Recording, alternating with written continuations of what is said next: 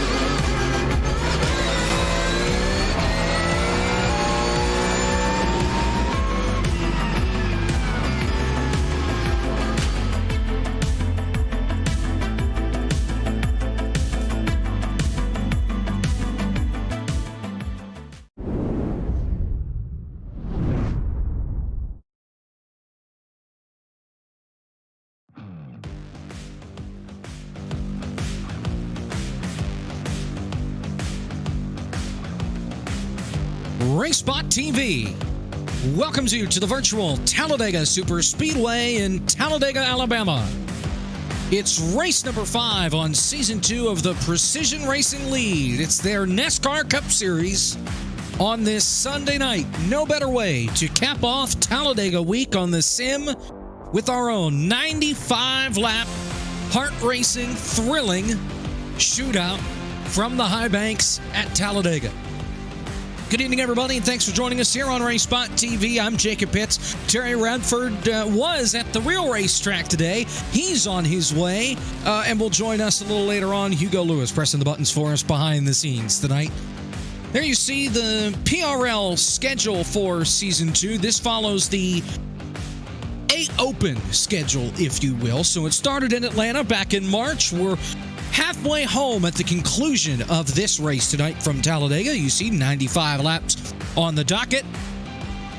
Already went to Coda back in race 2, so they already have a plate race under their belt. They were back at Atlanta to start the season. Couple of short tracks these last few weeks. Richmond the week off, so no Bristol Dirt. Then Martinsville. Now we're here at Talladega. We go to the Mile, the Monster Mile in Dover next week. Then Kansas, Darlington, Texas, and Charlotte to wrap up the final 5 races on the season. There you see our schedule, rather our standings so far through 4 races. Trent Dinkle, he is on top in the points. Had a second place finish last week at Martinsville. You see James O'Brien right behind. He finished 6th at the Paperclip last week. One name you don't see in the top 10 is last week's winner, Richard Regan Jr. He came away with the win at Martinsville last week, and you see he's not in the top 10. He sits on the outside. Looking in, Abner Acosta, Pat Harvey, Jose Acosta, Eric Hogg, Joshua Daniels, Matthew Long, Bruno Mello, and Luke Christian rounding out our top 10. And there you see driver standing, rather team standings throughout these first 4 races as well. Adding just another layer. You've got the driver championship to worry about, but if you have any teammates, it'll certainly help you out a long way as far as team standings are concerned. And private label Team Hype way out in front by some 40 points over Dirty South Racing. SGE Esports Pioneer sits there in the 3rd spot, 12 behind Dirty South. And then it's a long way back to Love Racing, RPM Motorsports, and on down through the list. At this time, we'll take a moment and thank all of our sponsors for tonight's race. This race here from Talladega brought to you by Advanced Sim Racing. Owned and operated by passionate sim racers, Advanced Sim Racing designs and builds the sturdiest and most durable aluminum profile racing simulation cockpits available in the market today. All PRL members also get a 5% discount on ASR products using the Precision 5 coupon code. By Racebox Sim Racing. Racebox offers mid and high-end button boxes for sim racing enthusiasts, from the casual gamer up to the most meticulous sim racing driver. Competitively priced and carefully handcrafted, our button boxes are an enjoyable addition to any sim racing setup. Visit RaceSpotTV.com and get a 5% discount using the Precision5 coupon code. By the Butt Kicker. Butt Kicker products add incredible immersion and realism to every game. Feel every nuance and truly put yourself in the driver's seat. By Mecha Sim Hardware.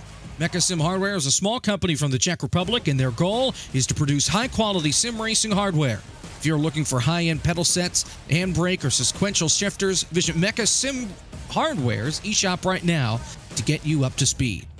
By Moradness. Moradness is a performance lifestyle brand motivated by motorsport and founded by professional race car driver Daniel Morad. For more information, visit moradness.com. And by Ninja Trader. Better futures start now. Trade the world's future markets with Ninja Trader. Visit ninjatrader.com to access unlimited free trade simulation. Qualifying about to get underway here from Talladega. There you see Trent Dinkel out onto the racetrack right now. Second place at Martinsville a week ago. Your overall points leader. He took Atlanta off, a goose egg in the points column. However, in the last three races that we've had, first at Coda, first at Richmond, and second at Martinsville. He's looking to pick up his third win and just his fourth start. After missing that opening race at Atlanta, he'll come around and take the green flag and begin his first lap. Qualifying here at Talladega, while you may not think it is important, it is important, and I'm sure drivers can verify that. Yes, you can win from anywhere in the grid at the plate tracks, but when you're starting out at front, you get to control your own destiny. If you're starting out back, you pretty much have one objective: try and fight your way forward through the field. If you're out front, you just have to try and stay out there. See what Trent Dinkel can do here coming off turn number 4. And we'll see where he is able to qualify that number 9 Chevrolet. Private label on the side. Here you see inside. This is on board here. Here we come to the stripe and the lap. Interesting, not showing up on my side of things. That's because I scrolled down. There it is. Trent Dinkel currently P1, top of the board with a 52.985. Driver's only setting, well, in Dinkel's case, only one lap, but there are plenty more that are setting a second. This is Richard Regan Jr. He won last week at Martinsville. He clocks in with a 54.132.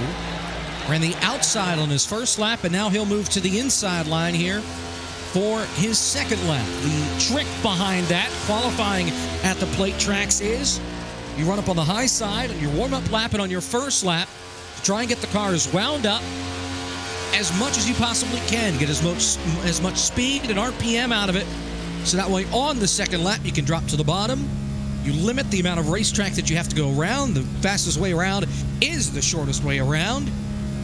Keep that speed up to get around the racetrack a little bit quicker. But right now, what Trent Dinkel did worked.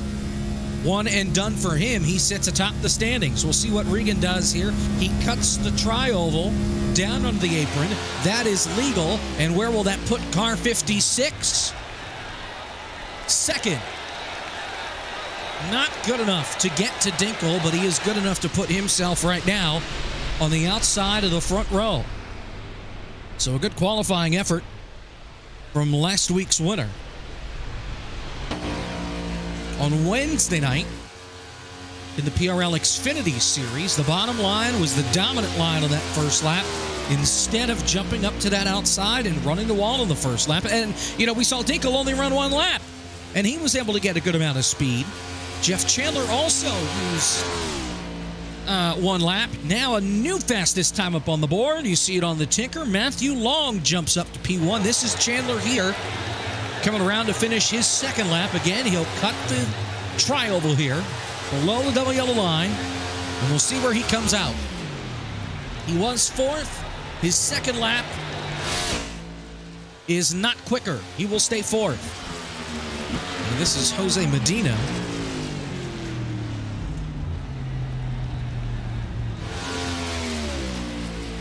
This is the 64, and this is Joe Hoggard. Hoggard currently sits in the 16th position, trying to improve a 53.153 on his first lap. He could not improve because he could not finish the lap. Nonetheless, that's all for qualifying, which means it's time to go to our grid. Matthew Long sits on the pole with Trent Dinkle to the outside. The margin, 5 thousandths of a second between first and second. Last week's winner, Richard Regan, starts in the third spot. Jeff Chandler will start fourth. Eric Hogg rounds out the top 5. Chad Kibbe lines up in 6. Looking down through the remainder of the field, Byron Johnson lines up in the 7th spot. Joshua Daniels lines up 8th. Mike Witt and Jose Medina. We saw Medina out there on the racetrack. He will be the cap of the top 10 here in 10th. Abner Acosta in 11th. Robert Vasson Jr. lines up in the 12th position. Johan Seminario in the 13th spot. Rodrigo Morales in 14th. Lou Christian, he's had a strong start so far this year. Joe Hoggard to the outside. Ken Alond in 17th. Waldo Walden lines up in the 18th spot. Eric Staropoli in 19th, and Eric Papineau in 20th. The row of Erics back there in row number 10. Jay McDonald, Tristan Callahan, 21st and 22nd. Chris Hudson lines up 23rd. Jose Acosta lines up 24th. Richard Pruitt and Troy Trogerson, 25th and 26th. Rafael Rodriguez in 27th. Tom Amassi in 28th. Pat Harvey, 29th. Bruno Mello lines up in the 30th position. 38 cars here in total. There you see Stoughton, 31st. Skip Gandy there, 32nd. Charles Sumner, the league owner, back there in 33rd. He's going to have a long drive ahead of him. Scotty Johnson, 34th. Jeff Winter, 35th. Robert Gamble, 36th. And your final 2 cars, Rusty Robinson and Aaron Beaver. They will cap out our field of 38. These plate tracks always bring out a large number of folks to the track. And tonight, not any different. A large field to get us going here from Talladega as the field begins to roll to complete their lone pace lap before they get to the green flag. 4 sets of tires for these drivers behind pit wall. 100% fuel capacity, so they don't have to worry about that as much. There you see the weather. Track temp has gone down a little bit since practice. The air temp has stayed the same, 84 Fahrenheit. The track temp has cooled a little bit. It was 117 in practice, down to 114. The winds have been fluctuating. You even see right there, it's jumping around. It's gotten as high as right there, 14 mile per hour. That's the highest I've seen thus far. Typically, it's been hiding in that 5 to 10 mile an hour range, but it gets up there. So changing weather conditions is what these drivers will have to deal with just past 240 in sin. Half a lap to the green.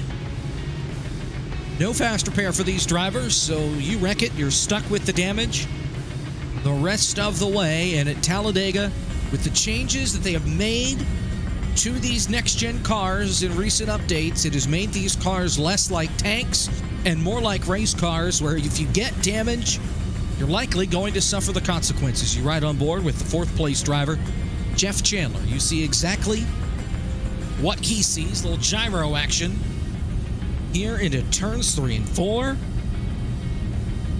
And we get set to go for the green flag. What the heck? Interesting. We had some folks on the apron there. I believe somebody was having some connection issues, but they got it sorted out. Luke Christian, I think, having the struggle there nonetheless, I think we're okay.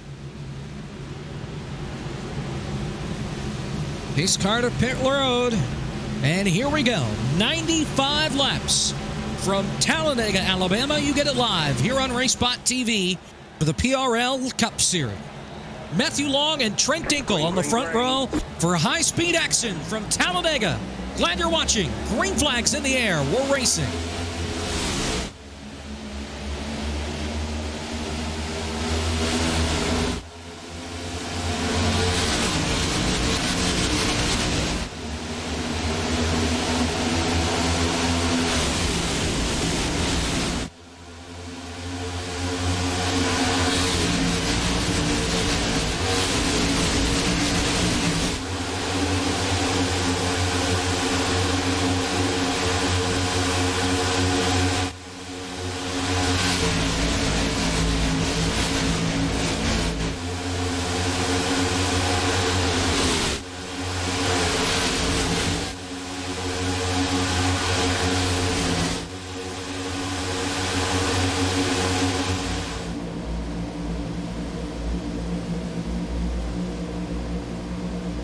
Matthew Long leads the opening lap, slow and steady out in front, even at 190-plus mile an hour. No real effort to try and get to the front. Calm, cool, and collected. Throughout the entire field, Trent Dinkle still on the outside line, has some help up top with Jeff Chandler trying to push him along as they make their way down the back straightaway for the second time and headed to turn number 3. The top 3 breaking away on the bottom.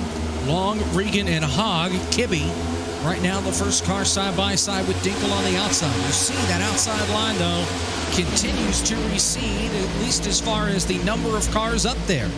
Lots of folks dropping to the inside line to try and tuck in line, perhaps save some fuel because of it being 95 laps.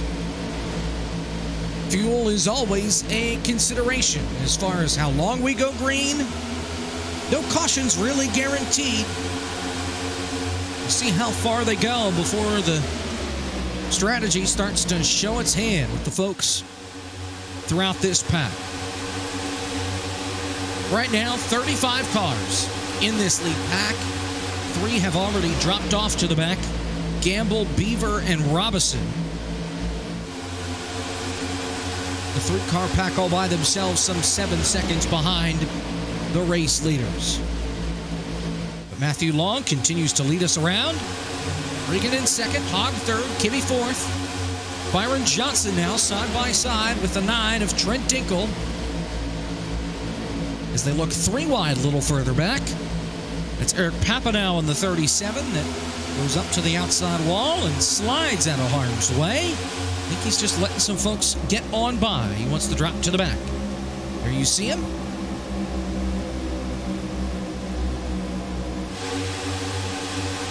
Well, back toward the front. Top 4 continuing to be single file on that inside line. Then you've got the 9 of Dinkle to the outside of the racetrack. And with how this car is, and we saw this in the real world today, it is very, very difficult to get more than side by side. As there you see Chandler going up the hill. Says he got hot over the radio, and that's another challenge that these drivers are going to have to tackle all race long. You cannot push for long in these cars, at least not without getting some fresh air to the nose of the car. Otherwise, you risk getting the engine too hot and eventually blowing a motor, which is a tough price to pay with no fast repairs. You blow the motor, your competitive shot is over. You'll have a 40 to 50 minute hold in the box to fix the motor on one of these next-gen cars. So now leading the outside line is Robert Brisson Jr. He popped up in front of Dinkle. Joshua Daniels is up there as well as Jose Medina. Those 4 lead the outside line.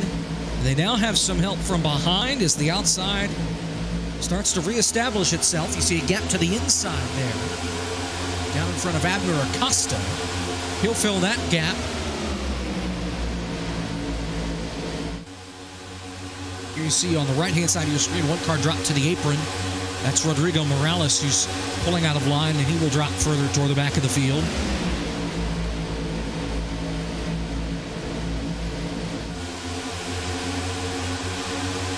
As the field continues to get strung out.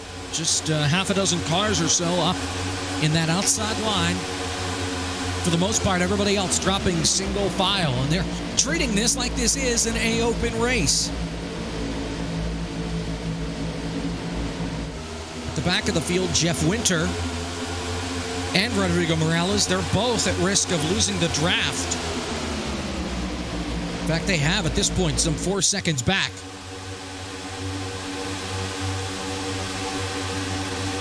See the split there in the pack. You've got double wide up here at the front, and then a secondary pack that's just in the wake of these cars that is single file. That being led by Rafael Rodriguez. He is pretty much building a buffer. He's right on board with Trent Dinkel. Second on the outside line. Vassal in front of him.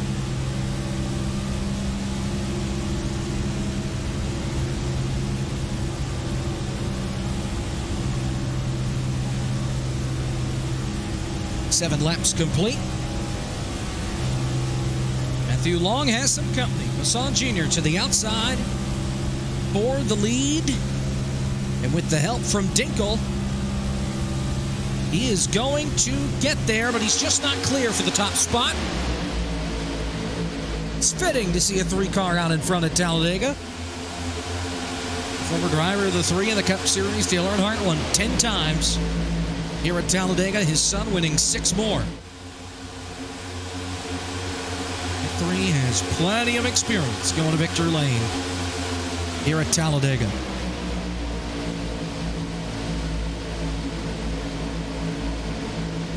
Richard Pruitt is having a field day right now.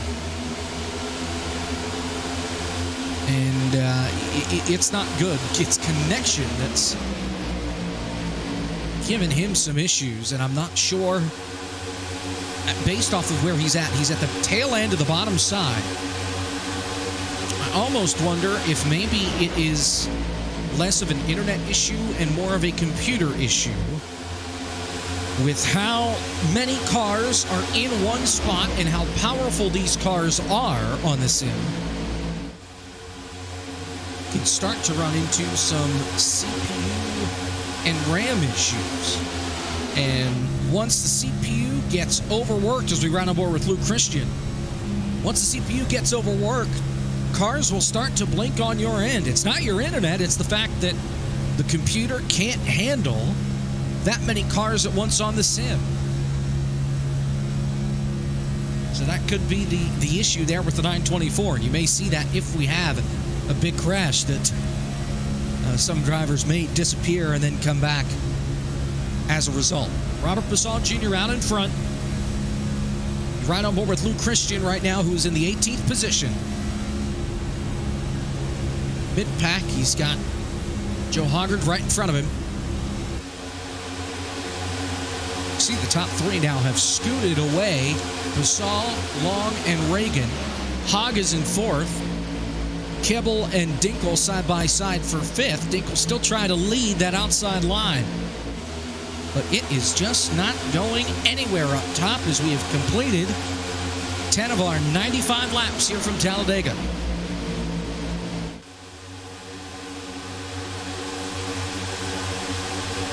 Cars break away at the front now as Hogg and Kibbe both break through. And now Byron Johnson, stuck side by side with Dinkel. You ride on board with Chad Kibbe in the 5th spot.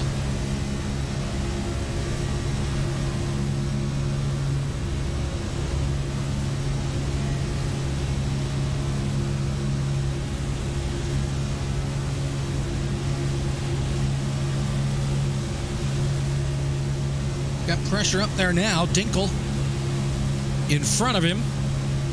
And he's got Joshua Daniels alongside him. Outside line just ebbs and flows. It hasn't quite gotten to the leader except for when Vassal jumped out in front and led them to the front. But Dinkel has not quite been an effective leader up there on that outside line. He's proven he can push. But so far, it doesn't look like he can take the push and charge his way all the way to the front. He gets to about that 4th or 5th spot before he begins to fade back, and the outside line needs to look for another resurgence of energy.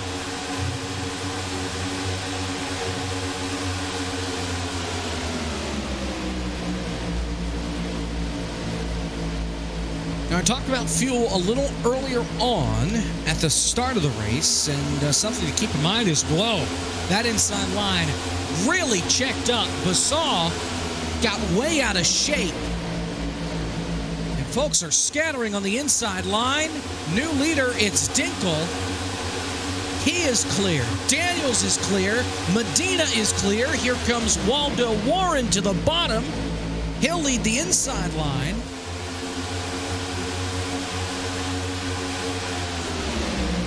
What I was going to mention is when you're leading the pack at Talladega, you are burning more fuel than if you are in the draft. Nick Hunter, who does a great job in getting us information throughout these broadcasts, tells us the car in P28,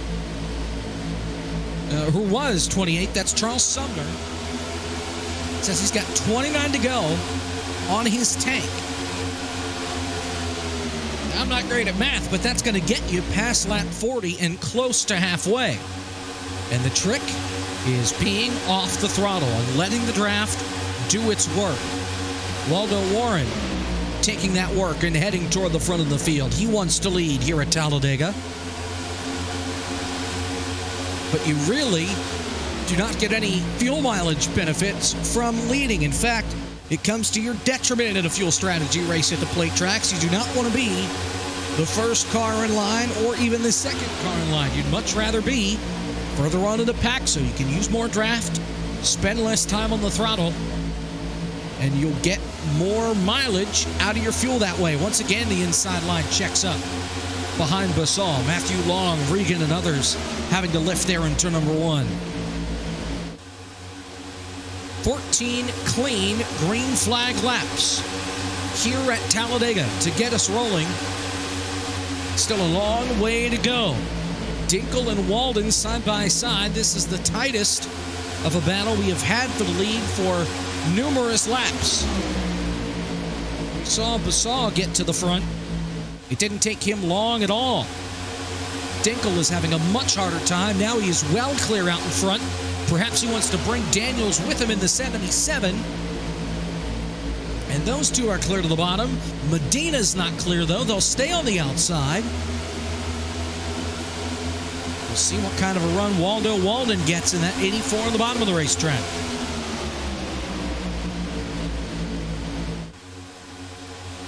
Now that outside line has figured it out. At least for the time being, your top two remain clear at the front of the pack.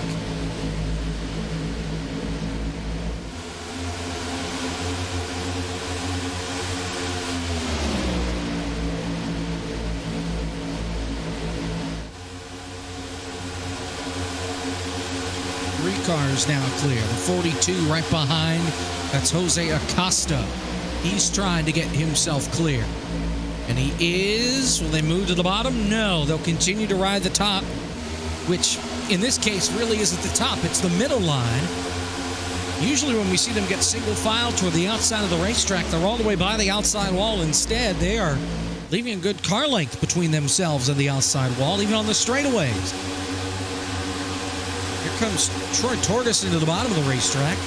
He doesn't want to run in line anymore. He wants to try and race. Lead that inside line along. You ride on board with last week's winner, Richard Regan Jr., who is fifth on the inside line.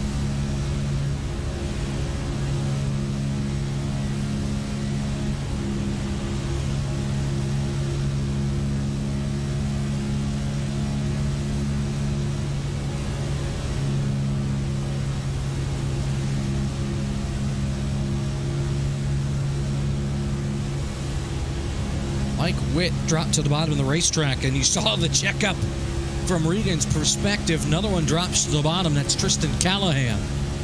As more folks use the outside line to move along and then drop to the bottom, when they've either had enough and want to get off the ride or are looking for a window to get to the front.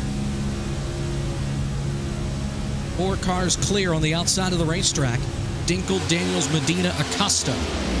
Seminario now clear as well on that outside. Byron Johnson trying to do the same. Rafael Rodriguez as well. That bottom side has receded all the way back. Callahan is having trouble as long as that entire inside line and are dropping way back. Stuck side by side now with Abner Acosta. Acosta on the outside. Another one drops to the bottom. Taylor Stout in the 66.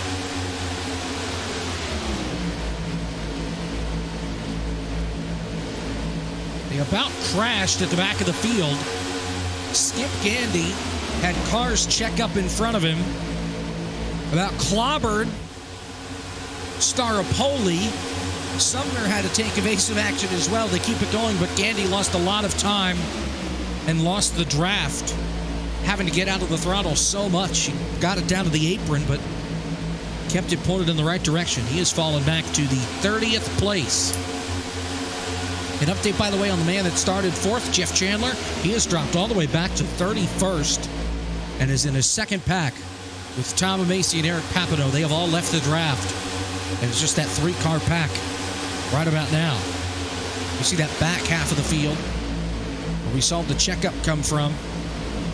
And sometimes it's hardest being at the back of the field. Here's the replay of what happened to car number 8. Almost runs over the 7, has to get down to the inside. Drifts it on the apron, but keeps it going in the right direction. Lost a ton of time, lost the draft. And he is going to fall back, as I mentioned, to P30. Meanwhile, up here at the front, it's calmed down for the moment. 6 cars clear that inside line. Waldo Walden leading the bottom. Basaw right behind him as that inside looks to crawl its way back to the front. 20 laps down, a long way to go.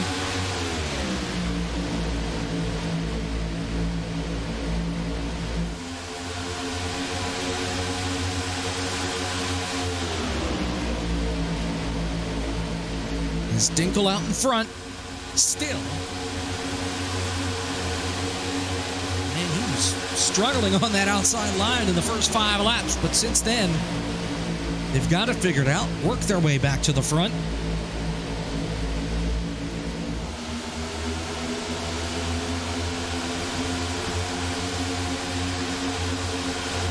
And here they are now, coming off turn 2.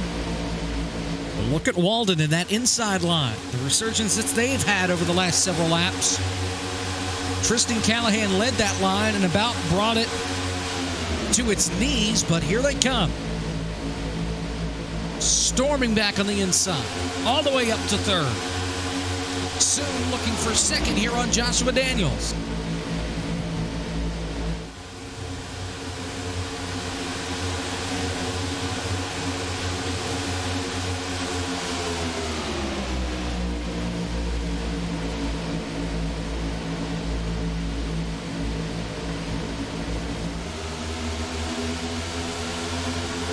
Top 3 continue to remain single file. It's behind them with Walden and Acosta, where they are side by side. And I'm really surprised at how Joshua Daniels has been able to work this in that 2nd position. He has been on the back bumper of the 9 since just about the drop of the green flag.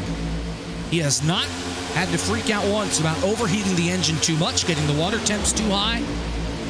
And he has not blown it up yet. He has done a great job in car 77 of keeping that car clean while continuing to allow Dinkle to scoot away and hold on to the lead. As that bottom side falls back once again here.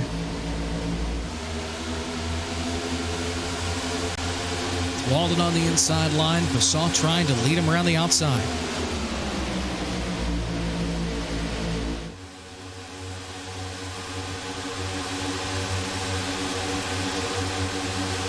Down the backstretch. Coming to 24 laps complete here this time by. Still a long way to go, but we are past the quarter distance mark.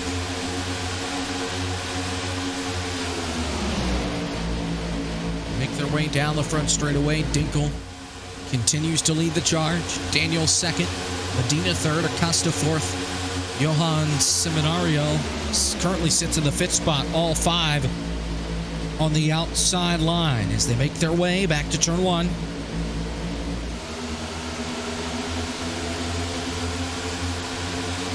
Walden still leading that inside line.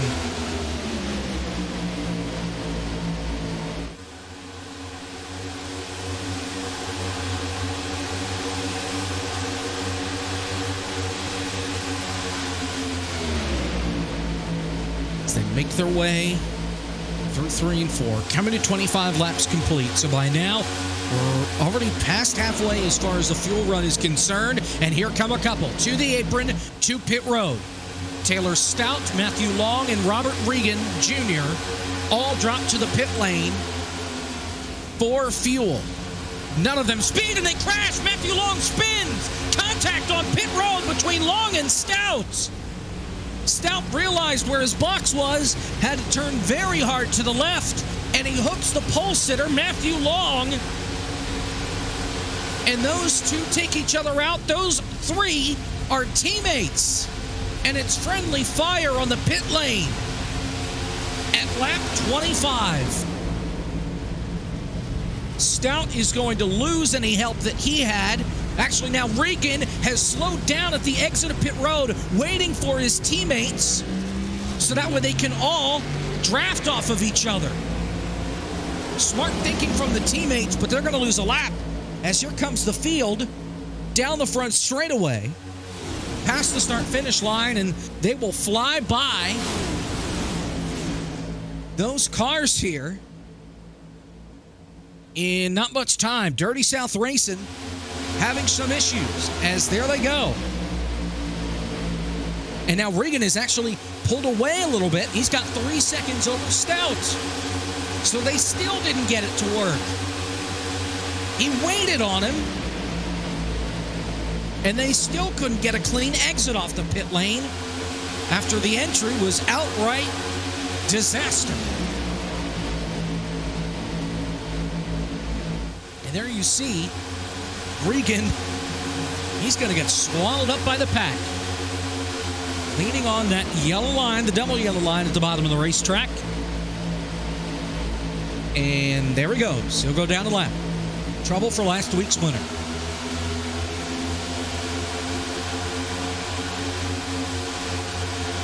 They'll all have the draft. The problem is they are one lap down. It looks like they'll all meet together at the back of the pack. So now the question becomes, who are the next drivers to drop to the pit lane?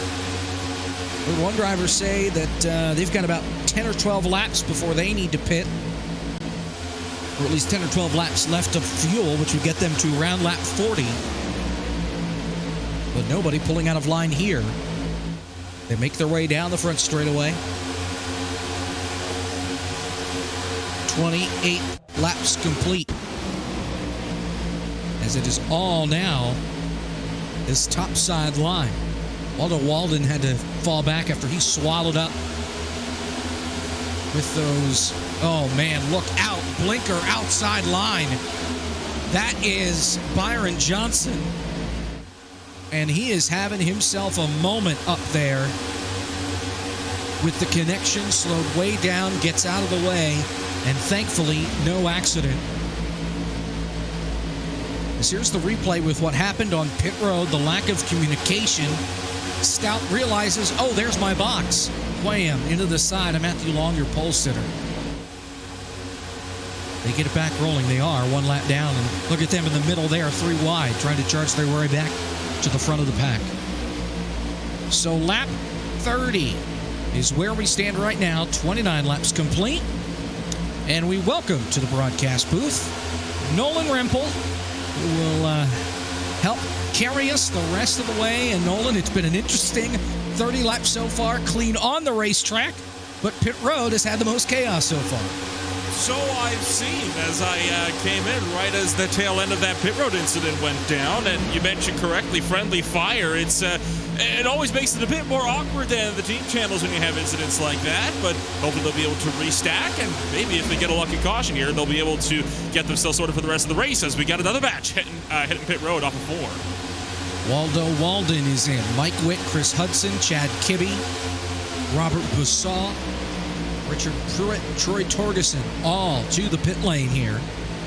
Chris Hudson as well. And once again, no speeding on the pit lane. Everybody is good for the most part. Troy Torgerson, he overshot his blocks by 2 stalls there. You saw him back up straight through Richard Pruitt, who was stopped in the pit lane. Cars in the back also stopping right now. As the folks out in front there, you see they've all dropped to the bottom of the racetrack. And Nolan, that means that likely pit road's about to become busy for just about everybody else. It's been a chaotic pit cycle so far to kick things off with the PRL Cup Series. We've got another batch of about 7 or 8 hitting pit road now, and you'd think it's one of the easiest pit roads to get on. You're not turning like you are so on the other tracks, like the 1.5 miles. It should just be a straight shot, and sure enough, slowing down from about 195 miles an hour down to just 60 miles an hour isn't. We got more trouble. 12 being sent around, as that was a Seminario that just got into the 64 of Joe Hogard right in the middle of pit lane.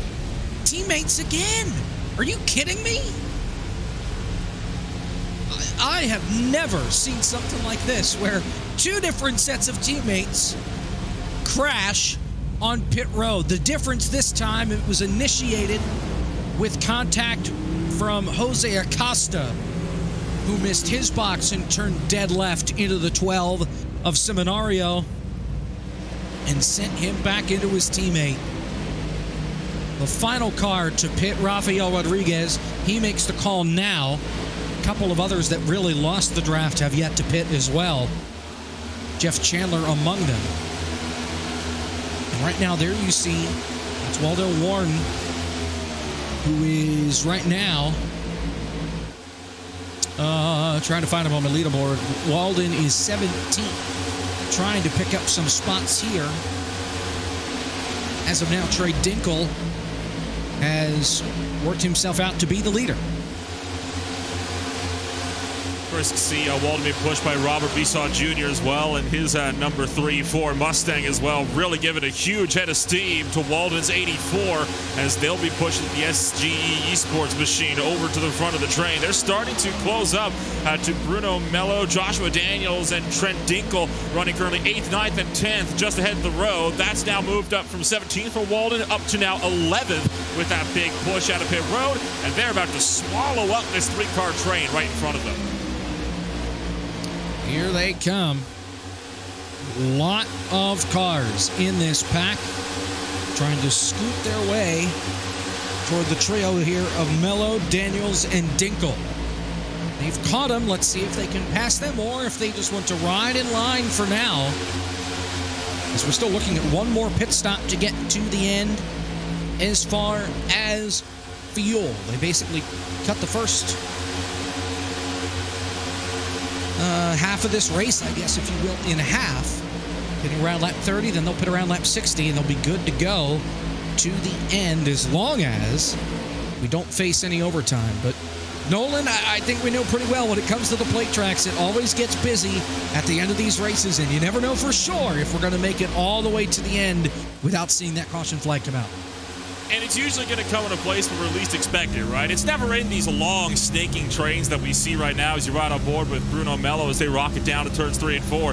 It's usually something just so minor like these little 2 or 3 car battles of somebody just trying to make a reckless move to go 3 wide in the bid to try to get that 1 extra spot. They misjudge it or have some form of connection issue, and then from there, well, that's all she wrote. You'll get 1 car to the wall, sometimes 1 up and over, and well, we all know what happens when it gets to the big one when it comes to overtimes here. Speaking of the devil, caution is out. Trouble! Track. We got a car sideways up 4. And you called it perfectly. Eric Staropoli and Jay McDonald with a vicious crash in turn number 4.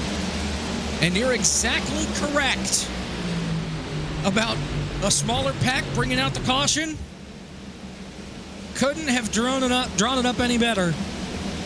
It was a 5-car pack, and it's the last 3 cars in that pack where the carnage unfolds. Staropoli, you see the contact from McDonald, spins him around, and hard contact with the outside safer barrier coming off of turn number 4. Oh, man. What a great job by the 07 of Scotty Johnson to avoid that crash. And those 2 cars are toast. They're not going to have a shot to compete for the win the rest of the way. And it kind of has all the hallmarks of one of those accordion effects, right? Where you get one pack that tries to catch up to another, and you see how one driver checks up in the middle, and it was that 3rd car in line, Staropoli, and the guys behind just could not react to it in time. And that's what caused him to get run over, and that's what sent both those cars hard into the outside wall. So McDonald's day effectively done. Staropoli has officially brought his number 7 behind the wall, and he will join McDonald, I guess, in the work area. Troy Torgerson and Skip Gandy are going to be the only 2 drivers I think that are laps down. I believe Gandy will be the one to get that lucky dog free pass, but you know, when you count yourself 35 laps in after a pit cycle, 34 out of 38 on the lead lap, that's not bad. No doubt about it. And we saw what happened with Gandy earlier, had a slide on the apron trying to check up. So we did have 7 cars that did not stop under green. And they're all coming to pit road now. Chandler, Amassi, Winter, Gamble, Beaver, Morales, and Robinson all stayed out and were hoping for a caution, perhaps. Otherwise, I think they were just trying to extend it since they had the fuel to do so. And now they come to pit road while everybody that pitted under caution, for the most part, will stay out, at least at the very front. And usually pitted under caution here, it creates a lot more stress because there's so many more cars on pit road. But I think the plate tracks are the exception to that one. This can kind of go back to what I was going to mention before they had that second teammate collision in pit road. You know, getting onto pit lane isn't the problem here by yourself. You know, 190 miles an hour to 65, that's a bit of a cakewalk. Just lock up the fronts and hope for the best. It's trying to avoid the 10, 12 other cars around you that are trying to do the exact same thing, which is something that you just don't get at any other racetrack. And that's a factor that you don't have to contend with. When you all come down to their caution, you're already going about 10 miles an hour over pit road speed anyway. No doubt about it. So we're under our first caution flag of the race, coming out on lap 36. An impressive green flag run for the field here in the Precision Racing League. We've still got a long way to go, not quite at halfway, but we're getting closer and closer to it, which means the intensity, Nolan, is going to continue to pick up, even though we know everybody is going to have to come to pit road at least one more time. I have a feeling these guys are going to drive a little more aggressively here. It always tends to be that way when you get after that first yellow flag, right? I mean, you'll have the first run, which is where everybody kind of takes the first couple laps to experiment around a little bit, see what works, what doesn't. Then they settle in for the long run. You get that one caution, though, and you have all that time under the yellow flag to kind of think about what you're going to do, try to plan out your game. You got to be, of course, those 3-4 moves ahead of other drivers when you get to a track like the Talladega Superspeedway. But I think you're right. We're going to be seeing that aggression just absolutely ramp on up. I think we're going to be seeing, though, some drivers have to play some games on the pit strategies here. I mean, you look to Troy Torgerson. He stayed out. He did not come down to pit road like the others, and he only did that so we could get the lucky dog, not the lucky dog, the wave around once we go 1 to green here. He is the only driver at the moment that if he pit, he would still be a lap down. That's exactly right. Perhaps he's hoping for an early caution to get himself back in strategy, but you're going to have other drivers that are going to be more conservative to try and save a little bit of fuel and stay in their window as far as their strategy is concerned, because some of these guys work pretty hard on trying to figure out what they want to do as far as their strategy, and when it doesn't go to plan, that's when things can get frustrating for some of those guys at the front. And you have to consider as well, are we going to be seeing anybody playing games on these restarts as well? Everybody knows that when you're at a plate track, one of the places you don't want to be is in the lead, because you're the one driver that is going to be spending so much more fuel than everybody behind you, so they can all run just single file and save fuel, while the one guy at the front tends to burn up all of their stuff, much like what we saw in the Formula E Berlin race just earlier on this week, where we saw 190 overtakes. Nobody wanted to lead because that track, being as energy taxing as it was, you were in the lead, same situation. You were burning more engine than everybody else. You couldn't make it to the end. So we had some games being played in that race. I'd be surprised if we didn't see some fuel games being played, at least after that next round of pit stops comes through. That's exactly right. And I talked about that a little earlier as well, about how you really don't want to lead early in these things, especially when it comes out to a strategy race. But the caution that we're under for the first time will be done in half a lap's time. It's Trent Dinkle out in front of this field. So far, he has led the most laps. Joshua Daniels to the outside, and these two had worked together so well in the early part of this race. Now they'll be side by side on the restart. We'll see how that affects them. Bruno Mello is third, Waldo Walden is fourth, Chris Hudson fifth, Robert Bassaw sixth. Then it's Mike Witt, Chad Kibbe, Luke Christian, and Richard Pruitt rounding out the top 10 for the restart.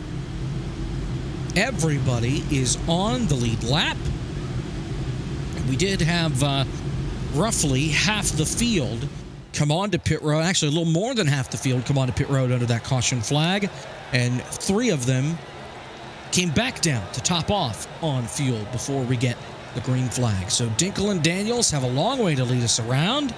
It's not like Daytona where the start-finish line is in the middle of the tri-oval. It's closer to turn number 1. Why is that? Well, when they built the racetrack in the 60s, Bill Francini wanted to sell tickets closer to turn number 1. I'd say mission accomplished by putting the start-finish line here. Green flag. Oh, man, and in the back, they got squirrely, and Nolan, that got ugly coming to the restart. Yeah, it looked like one of those drivers just didn't go, and that caused a bit of a stack up in the background as we got a little bit crossed up, but they do manage to survive that run down to turn 1. The outside lane, though, forming itself up here in a hurry as that inside lane has no momentum on the opening going here. Richard Pruitt leads the way from the bottom, but up front, you got a 5-car breakaway from Robert Bassaw Jr. all the way up to race leader Trent Dinkle. From there, you go back to that 6th-place driver of Bruno Mello, who's now starting to catch up. Mello started on the inside lane, and he had already dropped 3 spots by the time they got down to turn 1. Boy, and that inside line just hemorrhaging positions. Richard Pruitt moved up to the outside, so now leading the bottom is Pat Harvey. He's only got 4 folk with him, including Jeff Chandler, who started 4th in this race. Now,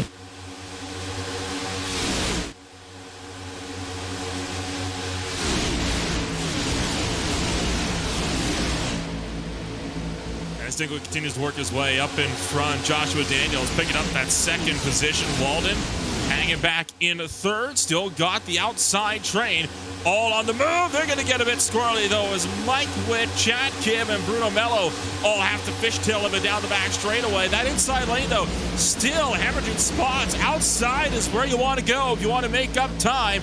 As now Eric Haag just behind, running now 13th in the 89 Ford Mustang, trying to see if he can't close up to the main pack. But I think all that side-by-side action that second group saw on the opening lap is what hurt these guys big time.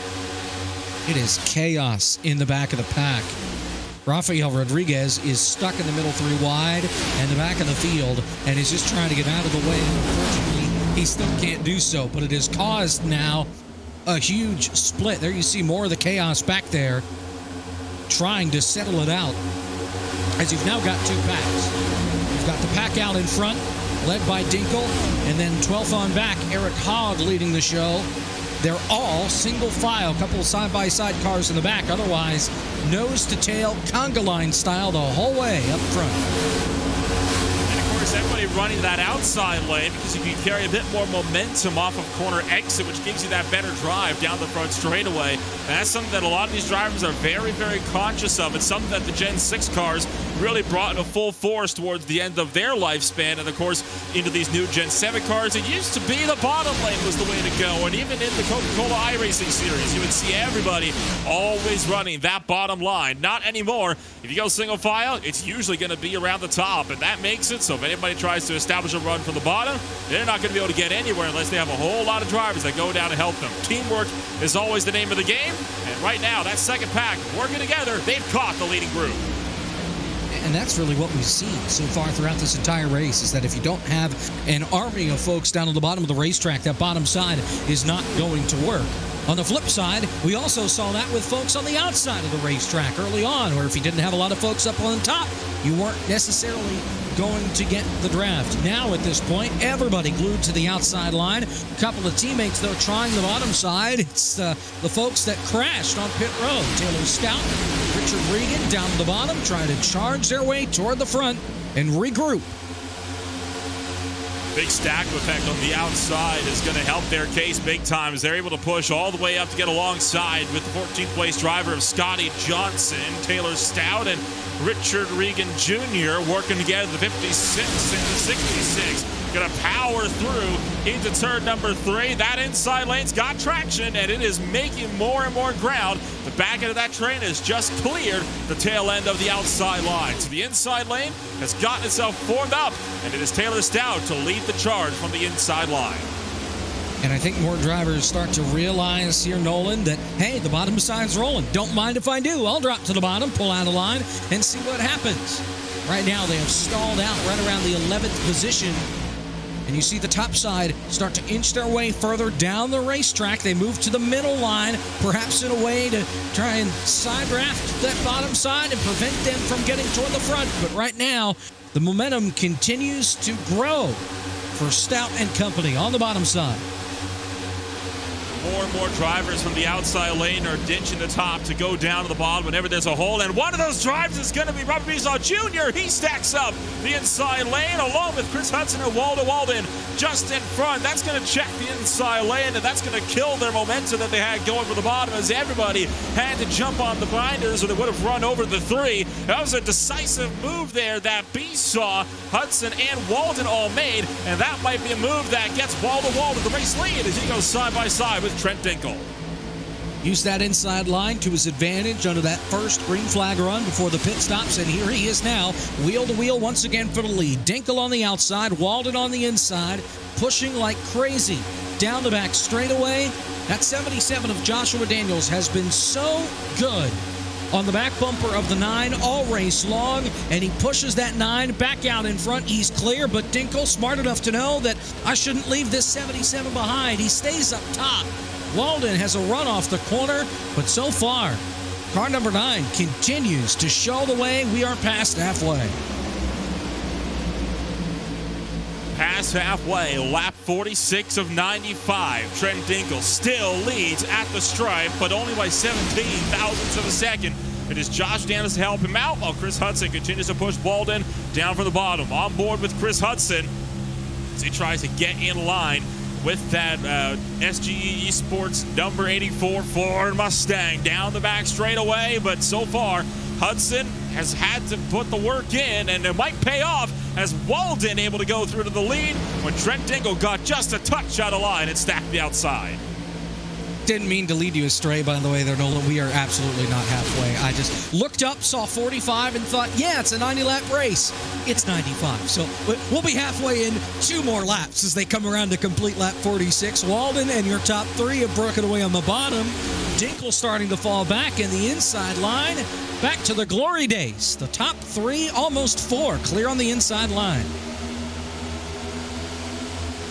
Top 4 were clear. Now, though, it's only the top 2 as here comes Trent Dinkel. Another big head of steam. He's going to go side by side with Walden down the back straightaway.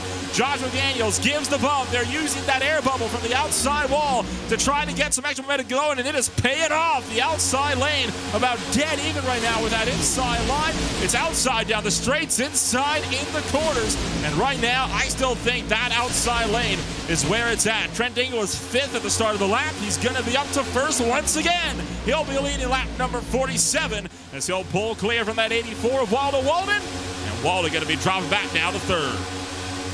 Just want to drop this into the back of everybody's mind, not that we are in danger of hitting that point. Each race in the PRL Cup Series has a 90-minute window. We have to get that race done in 90 minutes, no matter where the lap counter stands. So if we wind up having too many accidents, obviously that means that we could be running a race against the clock, not against the lap counter. So far, though, we're looking pretty good. We are coming to halfway here this time by, and we have not had any issue as far as cautions. Only 1 caution so far, and unless we have 16 cautions in the second half of this race, we will easily clear that hour-and-a-half window as they make their way toward the start-finish line, and we are now halfway. I'll cut you some slack on that one as well. Math was never quite my forte. To this day, it still isn't. Almost failed math class when I was in high school, but you don't say you don't need too much math to know what's going on the racetrack. You just need to be able to tell where the cars are. And right now, I can tell you right now that Trent Dinkle still working that high lane to try to pull clear, and he's going to do so with Daniels still pushing him. Noticing Bruno Mello starting to fall back a little bit for that third spot from the outside lane. He's not been very eager to go up there to try to give Daniels a bit of extra help. I think he might be anticipating a bit of a bad bump with how tight these guys are getting on the exit of 4. No doubt about it. And, yeah, math, same boat as you. There was a point in high school where Algebra 2 almost got the best of me. And let me tell you what, through college, when I found out I only had to take one math class, perfect. C in stats, that's all I need. And, well, here we are. I still can't do the math, but nonetheless, usually I've got people to do it for me. Oh, boy. the fun and games with numbers. It always frightens me every time I have to break out the calculator on one of these broadcasts. The 43 looking for the inside. Thought for a moment he would go for it. Ended up backing out as you go on board with Tristan Callahan. A bit further down the field, right in the middle of the group, and it is pure chaos in the middle portion here. These guys are lucky. They know it has been wanting to push it 3 wide, but the Race Indigo Mustang still did a good job on working that bottom lane, but you see he's kind of stuck as it stands. He can't fall back or he's going to be dropping a good 10, 12 spots, but you can't make your way forward because nobody in front of you is wanting to make those moves. And with that inside lane starting to lose momentum again, now the advantage goes back to the top. 29 cars in this lead pack, and the top side has rocketed back out in front for the first time in a couple of laps. Top 4 clear to the inside. Almost a 5th with Mike Witt. He stays up on the outside low. And now Walden will try and regroup and bring that bottom side to the front. Now here we go. Here comes some action. Kibbe drops to the bottom, as well as Witt, and they will make a charge toward the front, leaving the top 3 all alone upstairs.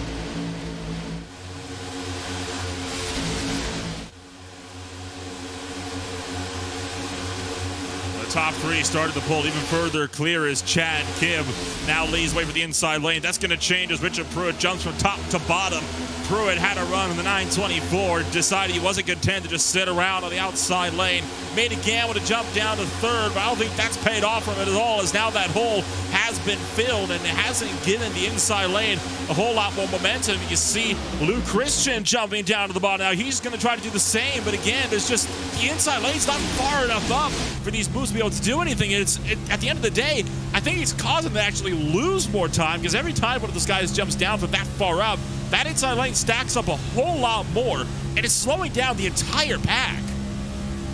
Well, that inside line had a moment going into turn number 3 with Taylor Stout and those drivers belonging to Dirty South Racing. They about got into each other again on the bottom side, but they sorted it out. Problem is that inside has receded back to about the 5th place, and now leading it is Lou Christian in the 21 on the bottom side, as Dinkle continues to lead the top around. Well past halfway, 52 laps are complete. 1 car dropping to the bottom. That is Pat Harvey, looking for some space as you ride on board out the back of your race leader. Once the only one, Scotty Johnson followed him down to the outside lane. I think that is what helped the inside lane a bit more when you got 2 drivers that have the momentum jump down together. That's able to allow you to make these moves up. See, right behind Josh Daniels here on board from Trent Dinkle, you got Bruno Mello. Most spots gained, by the way, so far for Mello. He is plus 27 on the day. He started way back at 30th after not putting down a qualifying lap. One of a big handful of drivers to do so. I think about 10 drivers that opted not to put down a qualifying lap from 29th on back. He now runs up in that 3rd position, and he is going side by side at the moment with the likes of drivers a bit further down in the field. And I thought maybe Harvey and Johnson might have something for the outside lane, but you notice how Johnson tried to make that little peek to the inside off of 2. Again, those little looks, it's enough to break the momentum, and it allows for now the top 4 for the outside to push clear as we go a bit further 3 wide in the background for a moment as one driver had to jump down to the apron. That was Waldo Walden way off the pace. Remember him who was leading? Well, he dropped it to the apron getting into turn number 3. The inside checked up, and he about got turned. However, kept it pointed in the right direction, and it looks like he's going to just barely hang on to the lead pack. Top 4, still single file on the outside. Dinkle, Daniels, Mello, and Johnson. Hogg and Harvey side by side for position number 5. The inside line looking to fall back a little bit more as a couple more cars jump back to the outside. It's always so interesting, right, to see these guys usually move in pairs when they jump lanes like that. And it's always so aggressive. You're trying to get that lane change done in under a second, or you're going to be losing a whole chunk of time by not being in the draft. That is how critical it is. Even changing the lines, if you take more than 1 or 2 seconds, that's enough to lose you about 5-6 miles an hour of speed, and that is enough to lose you 5-6 tenths of a second. And in a pack this big, that's enough to lose the draft. That's how critical it is to get these drafting moves and these lane changes done in a timely fashion. That's why we're seeing some of these guys, when they have a hole, they take it so aggressively because they know they don't have time to wait, or they'll either lose the draft or the hole's going to be filled by somebody else that's more assertive than they are. And the risk you run, as far as that's concerned, well, just have to wait and see. Right now, this bottom side, where did they come from? They were falling back. Now all of a sudden they're alive again. This is Harvey leading the inside line. He's got Scotty Johnson behind him. And this inside line has got themselves up to 4th, which is better than where they were at. But once again, the outside line reigns supreme upstairs. The pushing not quite going as well at the bottom of the racetrack. You saw it there coming out of the tri-oval. Weren't quite connected, and they're going to lose a bit of time.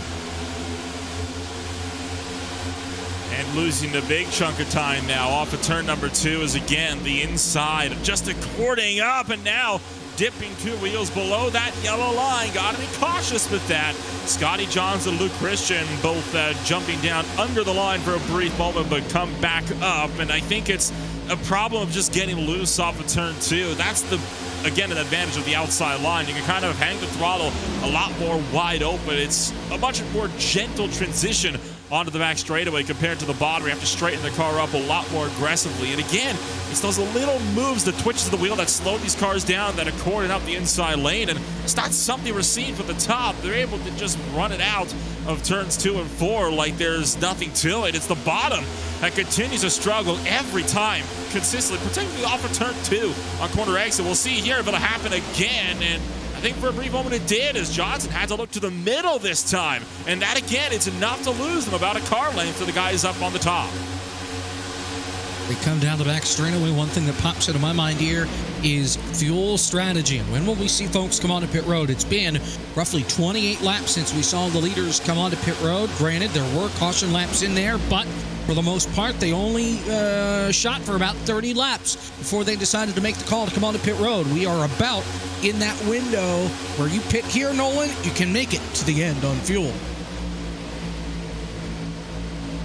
Now, I think the big question a lot of these drivers are going to take, or do you want to take the gamble that this race will not go into overtime and pit as soon as you're able to make it to the end, go for the undercut, potentially get into clean air with some of your teammates and try to see if you can get a run going on your own? Or do you just run the tank out dry in the event that there is a caution that comes out later, even hope that there's a caution that puts an end to this green flag run that allow you to come down without the risk of having to potentially get an unsafe pit entry, speeding, or even losing out on a big handful of spots? I think that's going to be the big deciding factor now into how this race could pan out towards the end. And we'll be able to see here in a few laps just who's going to be making those dives down to pit road and who's going to be thinking about running those tanks out until the last breath. 36 laps to go as they cross the start-finish line. Remember the 3 drivers that pitted early on that last green flag run? It was all the Dirty South drivers. Long, Regan, and Stout. They are bunched up on the bottom side toward the back of the field. We may see them make the call to come to pit road early than everybody else again. We'll have to wait and see, and hopefully they get a cleaner entry to pit road this time than they did the last time. Field makes their way through 3 and 4. Dinkle still out in front. Harvey leading the bottom side by side for the 4th position off the corner. And everybody will not stay on the racetrack. Here they come. spoken into existence. The Dirty South cars to pit road. They're still side by side. Hopefully, they don't make contact. There's damage to the front of Long's car, I think, from the contact when they came to pit road the last time. And so far, no issues as far as these three on the pit lane. There you see Long and Regan getting to the boxes right now at the end of pit road. I don't think the pack of three, though, is going to be enough. I mean, when you look at what's up here, yeah, 3 cars is a lot quicker than 1 or 2, but it's not nearly the same number that you could get when you line up 5 or 6. I think they might have had to have waited until another group of guys were coming down. It's, again, though, the problem is you're not ever quite sure on when these groups are going to come down, as another big pack coming on down to pit road as one driver in there had to scramble. Gambly had to get way out of shape. I think he tried to come to pit road, got loose on the transition. He ended up missing pit road, and now he's not even in the draft as you have another big gaggle of cars now down to the lane. Yeah, he got onto the pit road, Nolan, or he got onto the brakes, rather, and that thing got sideways on him. I think maybe just trying to get it down there, and boy, he about lost it. He almost got the outside safer barrier. I think maybe just scraped the fenders. Other than that, the car looks clean. There you see Dinkle coming down the back straightaway as the folks that are currently on pit road storm off. And we'll have to see with that group of 3, the Dirty South guys, how this pans out. But with them, as you mentioned, only 3 of them pitting as here come the rest of your leaders, with the exception of Rafael Rodriguez and a spinner on the bottom of the racetrack. Ken Alond is around off the front bumper of one car. There was contact, and then Tristan Callahan turned the Irwin Tools Toyota around. There is no caution as nobody was really flying for them down the front straightaway. We stay under green. Alond going to lose some time. But otherwise, everybody has visited the pit lane for the most part. Couple of exceptions. One of them mainly Rafael Rodriguez in the 80. And Rodriguez, I think, was in a similar situation on that first run of pit stops as well, where he stayed out on his own until the very end. And that's, I don't know about that call. I think that's a bad strategy. He's going to be on the back foot now for the entire duration as we look at what happened to Ken Allen right there. And yeah, he just got run over on pit entry, but got it down below the apron again quickly, which I think is very critical because it meant there was no caution when the one car that was flying up on them ended up coming around. Now Rodriguez is in a pit road. He will have lost the whole seconds with that extra lap that he took by himself. We had another crash, this one on pit exit. Rusty Robinson, I have never seen this. Had cars behind him coming off of pit road and well past the start-finish line. It's like he shifts up. And just watch right here. It just snaps on him, and then he gets hit by the 78 behind him of Bruno Mello. Slammed to the inside wall goes Robinson. I have never seen anything like that. A missed gear? I'm not sure what could have caused that car to just go sideways. It was a money shift. He downshifted to first instead of upshifted to third. That explains why. Yeah, let's listen. Watch the dash as well. Watch the 2 there.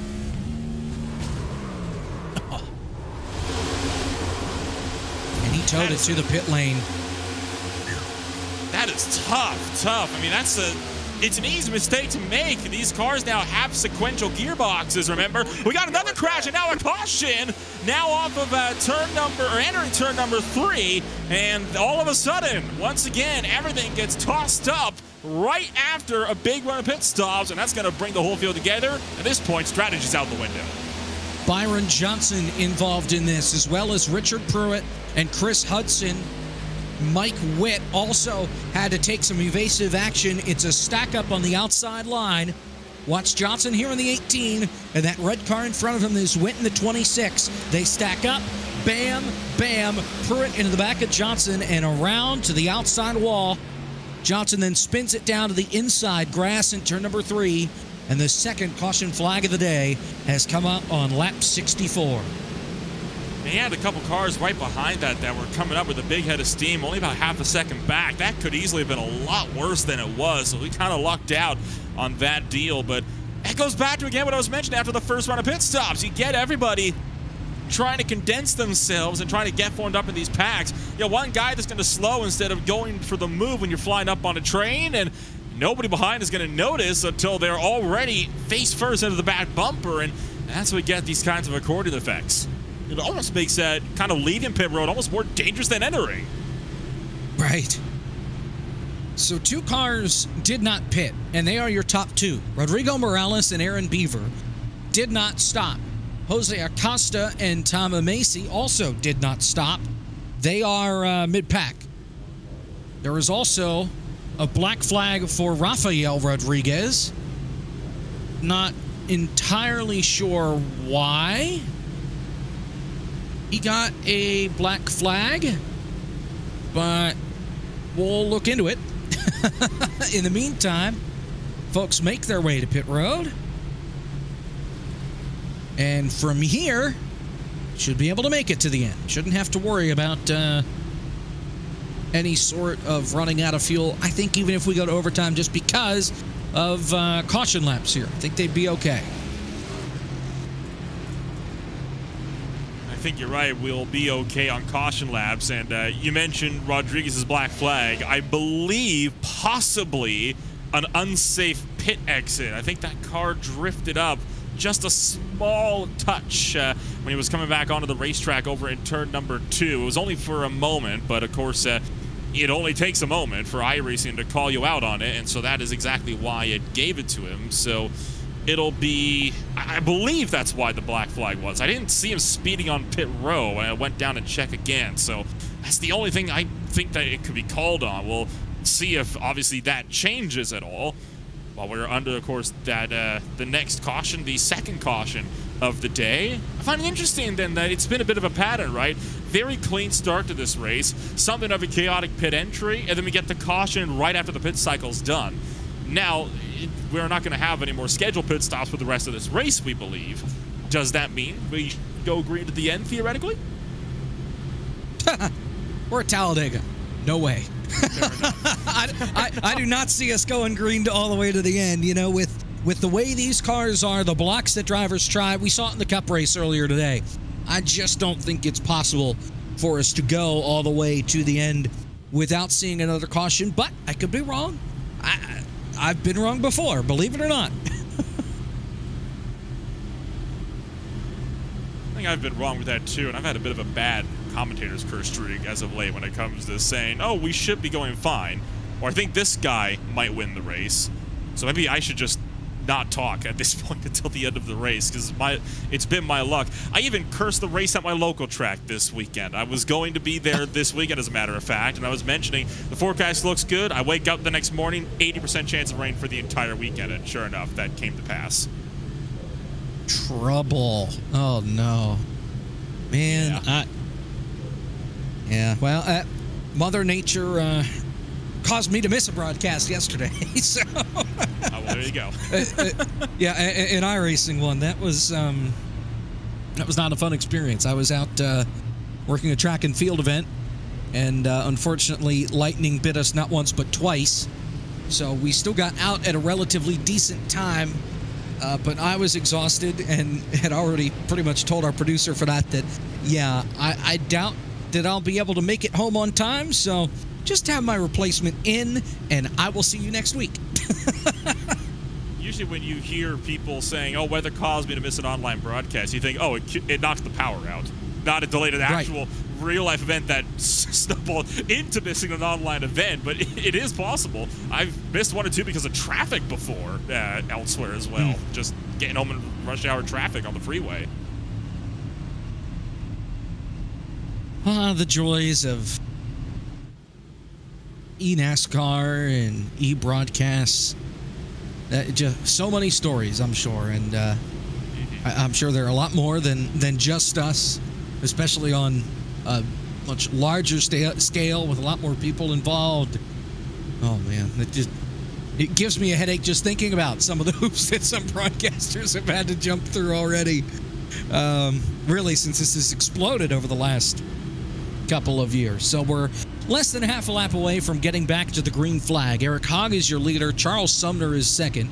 Abner Acosta third. Then Dinkel, Daniels, Seminario, Chandler, Harvey, Christian, Stout are top 10. So our top 2, maybe 3 with Acosta in there.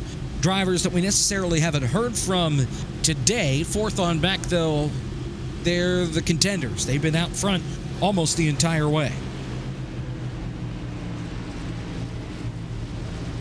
Now with the pace car pulling in this time by, we're going to get set to go back to green flag racing for what might be the final time. We've still got almost a third of the race to go, so we'll take that statement with a pinch of salt, and it'll likely come back to bite us later on, but it'll be Eric Hogg to take us to the Geico restart zone and lead us back to green. 67 laps complete. We'll have under 30 to go. Green flag back in the air. The field rockets back to turn number 1. A great launch for Hogg. He is well out in front of Sumner. He drifts up to the outside to pick up the Tropicana Chevrolet, and they will go nose to tail to turn number 1 on the outside line. Abner Costado abandoned at the doorstep. He looks to get in front of Seminario, and he does so. Chandler leading the inside line as the top side stacks it up coming off turn number 2. Once again, the inside lane not having a lot of momentum as we take to the green flag. Oh, a big checkup on the outside. We got cars going around in the background as well. We're going to stay green, though, for now. I don't think that's going to last, though, as it looks like, we do get the car. Oh! Skip Gandy just got drop-kicked by the last car in the field, Rodrigo Morales. Skip Gandy was the first car sideways. Couple of heavy hitters involved in this one. Robert Basaw Jr., who led early in this race, involved. And Skip Gandy, you'll see the replay here. Once again, the outside line checking up, as Nolan mentioned. And then contact. Around he goes. And there was no caution thrown, I think mostly because it was all on the apron. And Gandy sitting in the middle of the racetrack. And wham, here comes Morales. Where was he going? Absolutely. Yeah, I don't know. The big hit that Ryan Preece had earlier today, I could reason with that one. For Morales, he slowed down for the wreck. He was flying. He slowed it down to 140 and then just drove straight into the back bumper of the 8 car in the middle of the racetrack. Good. Wow. Gracious. That was a vicious hit, as you see. Just again, another stack on one car, breaking a bit more than they had to. And that sent the whole field scrambling. And on board with Morales, I'll give him some credit. There's a lot of smoke you can't see, but I think the caution would have been out at that point. And I can't understand why you would have not aimed for the bottom or something at that point. I mean, he's clearly got it locked down, but well, whatever the case, that's going to effectively end both of their nights. Morales and Gandy, along with now Amasi and Robert Basaw Jr.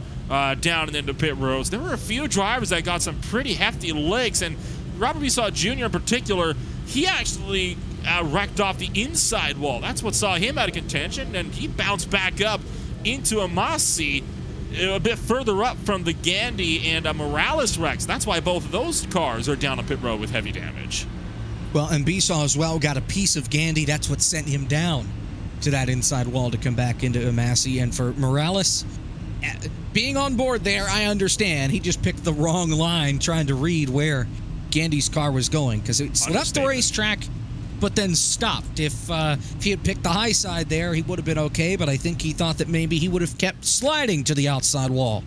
And that's why he picked that middle bottom side. Unfortunately, though, he hit him pretty hard. Morales is still rolling, though. He just left the pit lane, so it's not terminal damage. The front end looks like he hit something pretty hard. He's missing the left front fender on the car. But that 23 Chevrolet is still out there putting around, leaving the pit road right now. But the big question is, can it maintain enough speed to stay with the leading pack once it's in the draft? Because with how heavy the 23 car's damage on it, I don't think he's going to be able to make any kind of moves for the race lead, but I think he will be able to stay with the lead pack so long as he's in the draft. And I've just realized, is that a Charger on the outside line that I'm seeing scrubbing the tires? Gee, it looks that way, doesn't it? It's a Ford cosplaying as one, it would seem. Yeah, that's, wow, that's something. I always love when people can get creative with their paints like that. You don't see that all that often on the surface anymore. Right. Well, I think it's harder in these cars, especially with the '87 cars. I think it's a little easier with the ARCA / Gen 4 cars. probably the easiest, or one of the easiest. I think that's where I've seen the most creativity. The Super models you can have some fun with. Yeah, those as well. I think the late model stock has got quite a few options as well. Especially now that they rescanned it and redid it, yeah.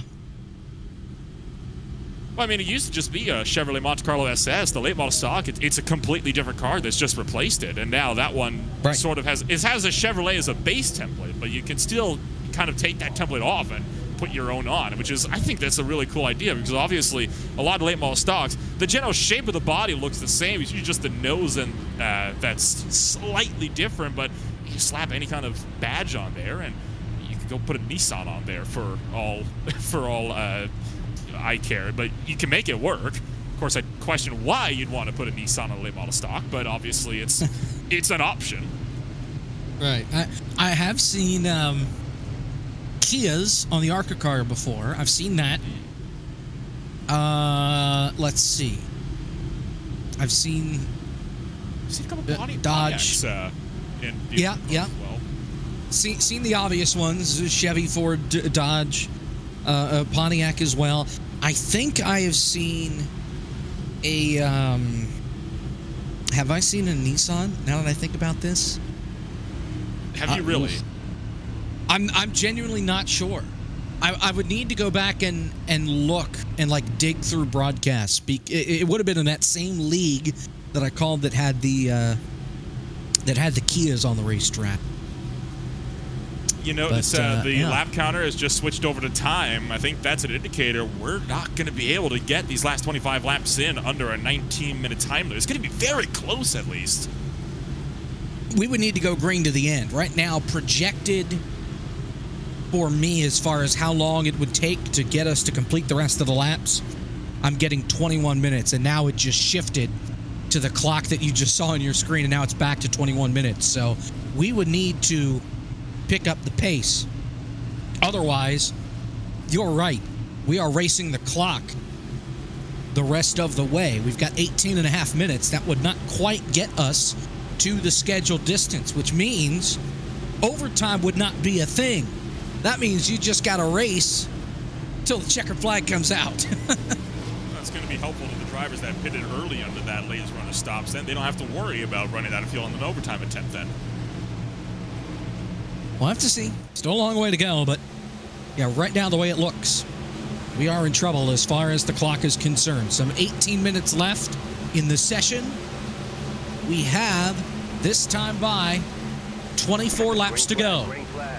Green flag is in the air. We're back to racing at Talladega. A great launch on the inside line for the leader, not so much for the folks behind him. Back to the outside goes Hogg to pick up Sumner. He gets shuffled out of line. Here comes Dinkle to the inside, and bye-bye Tropicana car. He'll sink back. Meanwhile, black flag for Sumner. Oh, you are kidding me. Sumner with the black flag. Would that have been... I think that would have been for a jump start. Yep. I think it was. He was in front of the leader when the green flag fell. Free start zones are turned on in this series, and he gets bit by it. He will have to pit eventually. He heard the rev, and he jumped it, is what he said over the radio, and that 98's going to have to make his way to the pit road. Meanwhile, Trent Dinkle is your race leader. Chaos behind him, 2 and 3 wide. Rafael Rodriguez finally brings that car to pit road to serve his black flag. I think if you went one more lap, he would have been disqualified. So he finally serves the penalty. Sumner will likely bring it to pit road here this time by. Now that he's dropped to the bottom of the racetrack. Jeff Chandler leading the bottom. Dinkle leading to the outside. 3 cars clear upstairs. Here comes that 31. But looking right in the mid-pack, Matthew Long going up the middle, being shoved by Richard Regan Jr. Where did the second lane come from? The middle all of a sudden has all the speed as they charge by the inside line. We're 3 wide, 3 rows deep, and it's an abandonment by Matthew Long. He's just going to leave the middle lane out to dry, jumping down to the bottom, and all of a sudden it all gets crazy at the Talladega Super Speedway. One wrong mistake, and it's going to be chaos. Sumner comes down to make his penalty run, as Regan now brings up the train from that second line, but it's still the third and first one up on top that continues to have all the momentum. 3 cars lead the outside line, and it's 3 wide for about 4 or so rows as they make their way back to turn 1. Seminario leading the outside line behind the top 3 with Acosta up there, Daniels, and Dinkle. Meanwhile, here comes Harvey. Pat Harvey looks to the outside, trying to get a line going up by the wall. He gets by Seminario. They're 4 wide with Waldo Walden down there. Still 4 wide at turn number 3. This isn't going to work, or is it? Still 4 wide as they try to get themselves settled. That Dodge Charger not charging anymore. He continues to fall back. They're still 4 wide. Watt gets the wall, rather Witten at 26. They're still 4 wide. Contact between Mello. They all sorted out. Lots of lost spots for Waldo Walden. He drifts all the way back outside the top 10 to 16th. Meanwhile, at the front, it's a new leader, Richard Regan. And a top 3 breakaway now with all the chaos behind. 15 minutes left to go and 20 and a half laps. I don't think even now with the laps we're going to be able to make it. I think this is all a time race now against the clock as Regan, Long, and Chandler run away. Chandler jumps to the top shelf. He's going to cut off the run that Trent Dinkle had for the outside line. Dinkle goes to the bottom. 3 wide up the middle as Chandler gets caught in the sucker hole. Contact once, twice in the middle of 3 and 4 as we try to hightail her off the final corner. Look at Regan now as a sitting duck up there in the race lead. He's going to be shoved by Matthew Long, who did not opt to go to the middle line. That was one heck of a move from Josh McDaniels trying to go for the lead with Trent Dinkle. It didn't end up paying out. Man, oh man, Jeff Chandler trying everything he could to side draft that middle line and slow them down. It worked. Now he's got help. Seminario up there with his teammate in Joe Hoggard, but it's Regan out in front. Then, in second, there is Long. Taylor Stout is third. Remember them? They crashed on pit road together, and here they are. 1, 2, and 3. Coming to turn number 3 with 20 laps to go. Right now, they're still looking like they're going to be maybe 2-3 laps short of the scheduled distance based off the timer you see in the top left corner of your screen. Coming to 13 and a half minutes to go as your top 4 single file make it top 5 as they hit the stripe. All of a sudden, this race has been kicked into high gear as it is a top 5 breakaway, and from there it is 3 wide down throughout the rest of the pack. From the outside lane and currently leading the overall race, it is Regan Jr. In the second line, it is Trent Dinkle pushed by Daniels. And on the very bottom, Eric Hogg being shoved by Scotty Johnson. But look at the outside lane, still having all sorts of momentum as everybody behind just can't get single filed out. I think if those 2 lines, the 2 lower lines, they get separated into one, they'd be able to have something for the guys at the top shelf, but they're so focused on battling each other here in the dying minutes of this race. It is costing them big time as they are hemorrhaging whole seconds now as they're struggling to keep pace with the guys up on the top. And it is Seminario now to jump down to the inside. He's going to be shoved by Hogarth to try to make a push for the lead.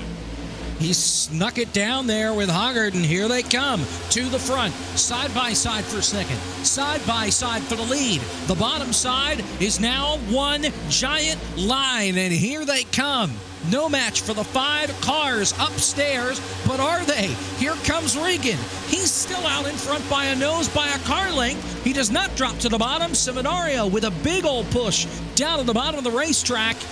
And with 12 minutes to go as they come off turn number 4, the Dodge Charger not quitting and will take the race lead away. We'll see if he can lead it at the start-finish line. Regan tries the side draft through the tri-oval, and at the start-finish line, give it to Seminario with the help from his teammate back to turn 1.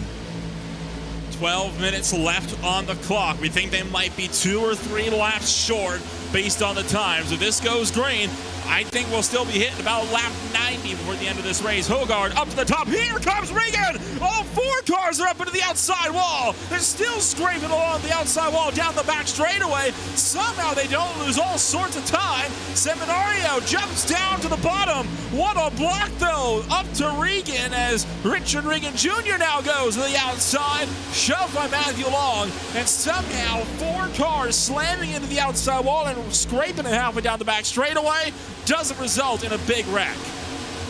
and Seminario sacrificed his teammate to do so. Hoggard has dropped outside the top 10, and it didn't even work for the lead. Regan takes it right back away. Lap car is ahead. That's Charles Sumner. They'll likely get to him off a 2 down the back straightaway. Regan, your leader. The Dirty South cars on the outside line.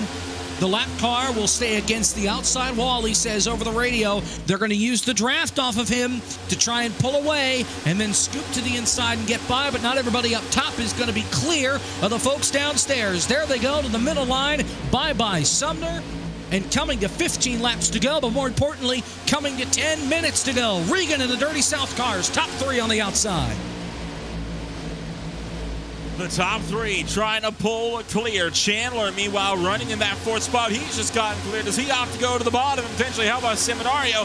While he thought he might have the chance, now there's no room as Seminario has filled the hole. You got the 199 of Chad Kibb trying to run into that 5th position as well. Seminario trying to make ground courtesy of Walden down on the bottom lane. It would be 15 laps to go on the lap counter, but it is 10 minutes to go on the clock in this race as we continue to race the timer on the top left of the screen as Regan continues to lead the way. And finally, for the first time all race long since the restart, we get ourselves settled down to a simple double file line. My guess is if we got a caution, we would leave us with about a 5-lap window, maybe less, depending on how long that caution would be. Right now, 19 cars are in this lead pack and have a shot to get the checkered flag first here at Talladega. Regan, your leader. Long second. Stout is third. Chandler side by side with fourth with Seminario, and that bottom side fighting back once again. They make their way off turn 2.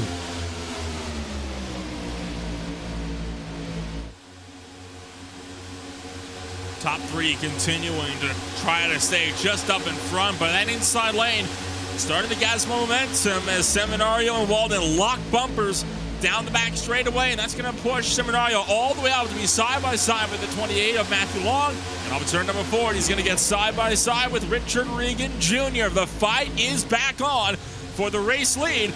Walden being one heck of a pusher here down from the inside lane, trying to push Seminario up to the point. Now the big question is, once Seminario takes the lead, or if he takes the lead, does he stay on the bottom or does he jump up to try to cover the top? We'll have to wait and see. We know that he's not afraid to throw some crazy blocks. We saw it earlier in this green flag run. Side by side for the lead. Regan up by the wall. Seminario down by the yellow line at the bottom of the racetrack. The top 3 surging ahead. The Dirty South cars continue to work together nose to tail. The only concern right now has to be you cannot push your car too far in case you blow the motor up. That could really hurt not only you, but the folks behind you, and then the car in front of you won't have somebody to lean on the rest of the way. The bottom side, though, has fallen back to around the 5th position. They've got to regroup. Do they have time to regroup, though, is a big question. We've seen how long it can take for the inside lane in particular to be able to find momentum to build themselves back up and push for the lead. I don't think unless we get somebody that jumps down from the top, I don't think we're going to be having any kind of momentum run from the bottom until it might be too late to make a run now for the race lead, as they are still dropping back down the back straightaway. Now more drivers at the bottom are moving up to the top. They're, I think, thinking the same thing as contact in the back. That was between the 9 of Dinkle and Acosta. I think Dinkle thought he had a hole there, and there just wasn't one. And he's going to fall back. Remember, he missed the first race in Atlanta. Since then, 2 wins and a second-place finish. For car number 9, he leads the points. He leads in the points so far in Season 2. Trying to prevent his worst finish of the season right now. Back right now, 10th, as they make their way into turn number 1, your top 4. Single file on the outside line. Seminario trying to lead the bottom, but that shuffling there on that last lap hurt the inside line. We'll see if they can get rolling. More lap cars ahead as they make their way down the backstretch. One car way down on the apron. That is lap traffic, just going to get down and out of the way and wants nothing to do with this lead lap battle up the road. It's starting to pick up as Jose Acosta jumping down from the top shelf. He's going to lead now the inside lane. We went 3 wide for a moment in the back, but now they're going to get themselves back doubled out, and is this what the momentum that the inside line needs? Now Seminario to give a push, and he's going to be shoving Acosta right through, already up to 4th from the outside line. And now Chandler going to be dropping down to 5th, potentially Stout, the next in line. He's going to now lose out. Has Acosta been pushed to 3rd, now to 2nd. Is it going to be for the lead off of 2? It is. Acosta through to the point. Can he get clear to the outside? That's the big question as they make their way down the back straightaway. The Dirty South cars have been so strong upstairs all race long. They're still even heading to turn number 3. Under 10 laps to go in the scheduled distance. Don't quite think we're going to get to the scheduled distance, but we're going to get in the ballpark, 2-3 laps maybe. Now Acosta clear, but here comes the 56 of Regan with a big run to the outside, side by side for the lead. They're trying to side draft off each other, and at the start finish line, give it to Acosta, but just by the front bumper. Here come the Dirty South cars back to work on the outside. It's only those 3. The rest of the outside line is falling back.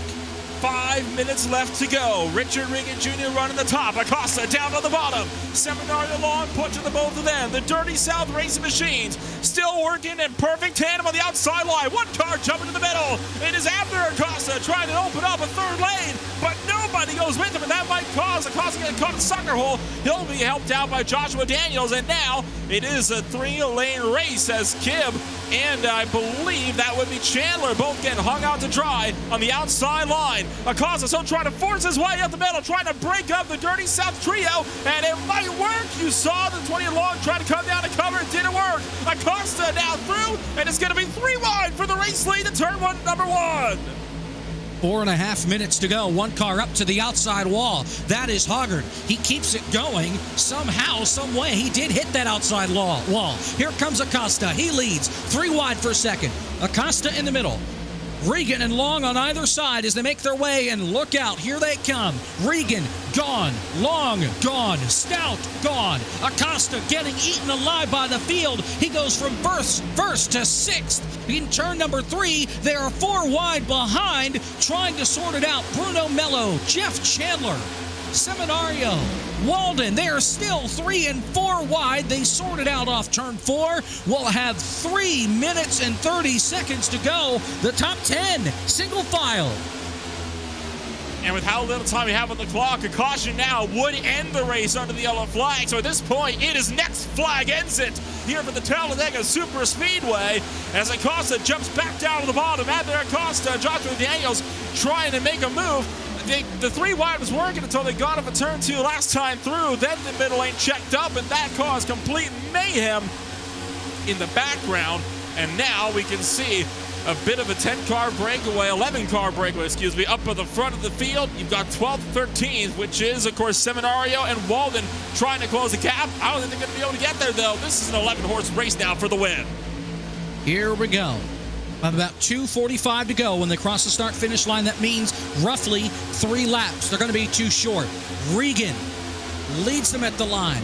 Abner Acosta now leading the bottom, and he's got perhaps the best pusher on the back bumper in Joshua Daniels into turn number 1. Daniels pushed the 9 of Dingle to the front so many times today, and here he is now trying to push Acosta to the front. Lap traffic ahead. They're going to try and get out of the way as they make their way down the back straightaway. Just 2.5 minutes to go up on the board. 2.5 minutes left to go as we continue to rip it around turn numbers 3 and 4. It'll be roughly 2 or 3 laps to go when we hit start finish this time by. Lap times hovering at about the very low 50-second, high 49-second bracket as it stands. 2 lanes working in this leading pack. Regan on top, Acosta on the bottom, but another group's caught them. Here comes Walden. Where did Walden come from at the tail end? He's being shoved by Pat Harvey. They're trying to open up a lane right by the wall. They're trying to push to the lead. trying the best he can. Only 4 cars up there as they make their way off turn number 2. Remember, a caution at this point would end this race under caution. Here comes Hoggard looking to the outside. No, he has nowhere to go. He holds in line. Top 3 break away. Then Hoggard holding down 4th. They're 3 wide, 5th on back. The 199 plugging up the middle. Walden leading the outside line. You've got Acosta trying to lead the bottom. Here comes Walden dropping to the bottom. He'll take the middle line as they make their way off turn number 4. They should be getting 2 to go here this time as long as they get to the start-finish line. Catching up to lap traffic, Robert Gamble and Rafael Rodriguez just up the road. How will this play? They're going to catch them in turn numbers 1 and 2 as Regan going to try to work around the outside lane. On board with Gamble, and look at the Hornet's nest flying up behind these drivers. And Gamble going to go down to the apron to get up and out of the way. Rodriguez follows suit. Lap traffic will not play a factor. The run down to the inside lane as Walden and Harvey got the draft from the lap traffic. They're going to try to now push through to the front. Here they come through 3 and 4. Coming to the white flag. There will be 1 more lap to go. Walden down in the inside line, trying to make that inside line work. The Dirty South drivers have been so strong up top all race long. Can they hold on for 1 more lap? Richard Regan looking to go back-to-back in PRL Cup Series. White flag is in the air. 1 more lap to go from Talladega. Regan leads the pack to turn 1. Will they make it back? Walden currently running with that inside lane. We're 4 wide in the background. 1 to the outside wall. The 64 scrapes along it. We're going to survive though off of turn number 2 down the back straightaway. Walden's pulled clear. Pat Harvey backing up, trying to set him a run down the back straightaway. Here they come to turn number 3. Waldo Walden out in front. Pat Harvey is second. Joshua Daniels is third. It's a 3-car breakaway at the front. Make it a 4-car breakaway now as Kibbe is starting to get clear. The Dirty South drivers have fallen too far back. Harvey stays glued to the back bumper of Walden. Will we see him make the move? Could he pull out to the outside? Is there time? The field will not get there. Harvey stays glued to the back bumper of the 84. Big crash behind Waldo. Walden takes the checkered flag and will get his first win on this season here at Talladega. Waldo Walden owes Pat Harvey a drink after that one as Harvey pushes him through to an easy W. What a race, though, that we had here tonight for the Talladega Super Speedway in the Precision Racing League NASCAR Cup Series. And what an event it was. Minimal cautions, but all the action. That's how you know you're in for a good night. His first win on the season, his first career PRL victory. Waldo Walden has captured the flag at Talladega, and Pat Harvey helped push him there in the end. The big crash in the tri-oval coming to the checkered flag involving Abner Acosta, Jeff Chandler, Joe Hoggard, Jose Acosta, among others. As they came to the finish line, here's the contact. You see with Acosta and a big hit to the outside safer barrier. As the cars, as is tradition at the plate tracks, crash their way to the checkered flag, and Walden will burn down the house. Where's Waldo? He's about to be in victory lane here at Talladega.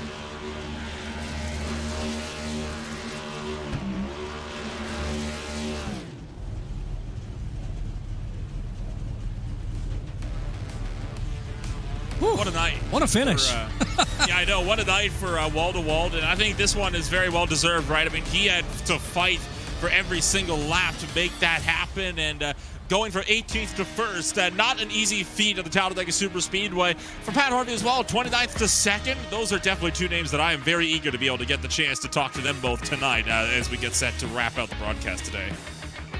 No doubt about it. Let's take a look at our results here from Talladega. Waldo Walden, your winner, as we've mentioned a couple of times. Pat Harvey finishes in the 2nd position. Joshua Daniels finishes 3rd. Richard Regan Jr., he will finish 4th tonight. Chad Kibbe 5th. Lou Christian finishes 6th. Then it's Chris Hudson in 7th. Aaron Beaver 8th. Matthew Long 9th. Eric Hogg here. Nolan will round out the top 10. Bringing it up in 11th place, it's going to be Taylor Stout with Abner Acosta back in 12th. Jeff Chandler brings it up in 13th with Joe Hoggard down to that 14th spot. Jose Acosta brings it up in 15th with Bruno Mello in 16th. Trent Dinkle was 17th with Scotty Johnson in 18th. Mike Witt and Richard Pruitt finishing this race 16 seconds back outside of the main grouping. Looking back through the rest of the grid, Byron Johnson there 21st, Eric Papineau. These guys all well outside the lead pack. Johan Seminario there, you see how far he fell back to 25th. And then you got the folks that are one lap down. Sumner, remember, he jumped the restart, and he had to pit for that. Robert Gamble rounding out the top 30. Then the rest. It'll be Rafael Rodriguez, 2 laps down after his penalty on pit road under caution. Relegates him to 2 down in 31st spot. Tom Amasi will bring up the used car lot down to the 32nd spot. Skip Gagnon was 33rd with Rodrigo Morales back at 34th. Robert Bissaw Jr., Rusty Robinson, Eric Staropoli, and Jay McDonald going to bring up the rear of the field. Well, it's about that time. Let's talk with our race winner. Waldo Walden, first career victory here in PRL. Waldo Walden gets it done, and man, a hectic last lap, but you had a great partner there in Pat Harvey to push you through there in turns 3 and 4, pretty much the whole way around the racetrack on the last lap. Yeah, that was awesome. It was a great team effort. Pat was, oh man, I was just cheering him on. I was like, push, but no, it was awesome. That was great. Did you have this planned out in any way that, okay, on the last lap, we're just going to go and see what happens, especially when you're running up against the clock instead of the lap counter? Well, see, that's the thing. No one mentioned the clock. We were still planning on 95, and we saw the white flag, and then we were like, oh, man, we have to go. And we knew Dirty South was, the team to beat, and they were up there. And, I don't know what happened at the top line, but somehow we pulled it out, and that was it. First career win here in PRL. Describe what it means to get it done here and to win in this series. A lot. I know that there's so many talented people, and I'm not one of them, but I try really hard, and for this to happen, it's pretty awesome, actually. Like, it feels good. It feels really good. All right, Waldo, well, congratulations, and we'll see you next week from Dover. Best of luck. All right, thank you.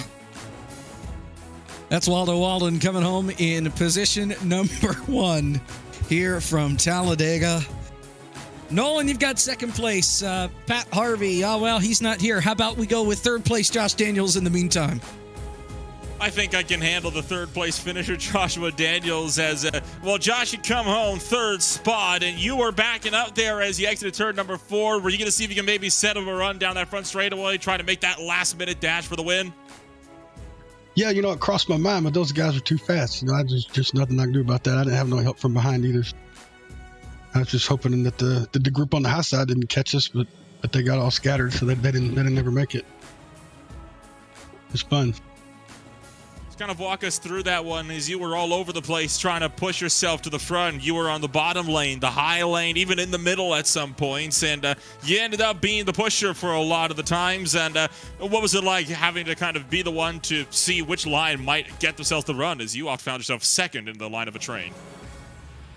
Yeah, I the past few plate tracks we've been to, I didn't have any friends. I just kept getting dumped by everybody when I tried to lead, so I didn't want to be out front. I wanted to find somebody that was fast, and I wanted to stay behind them and push them, and that was Dinkle. And couldn't nobody really mess with us most of the race, and we led most of it. But that high line, we got down on the bottom side, and we got trapped behind a few slower cars, and that high line just buried us with it. I think we was back at 20th place or so at one time, so yeah, I had to get real desperate there in the last 15 laps trying to get myself back up there. Well, you entered this race 7th place in the championship, and obviously this 3rd place will be able to, I'd imagine, propel you a bit further up the standings. We go to the Monster Mile, though, next week over in Dover Downs. What's going to be the reactions we get set to go to arguably a track that could even be a bit more tricky than the likes of the Talladega Superspeedway? Yeah, it's just going to turn into hard work next week. Whoever fits in the time and run the most laps and figures out exactly what makes their setup tick come Sunday. So that might fall in my favor. I'm going to put in a lot of hard work and see if I can get me another podium. Well, hopefully you'll be able to put in another podium, potentially even a race win. We get set to go racing once again over in Delaware at the Dover Speedway over next week. Thank you for joining us tonight here, Josh. Congratulations on the third place finish. We wish you the best of luck next week. Thanks, man.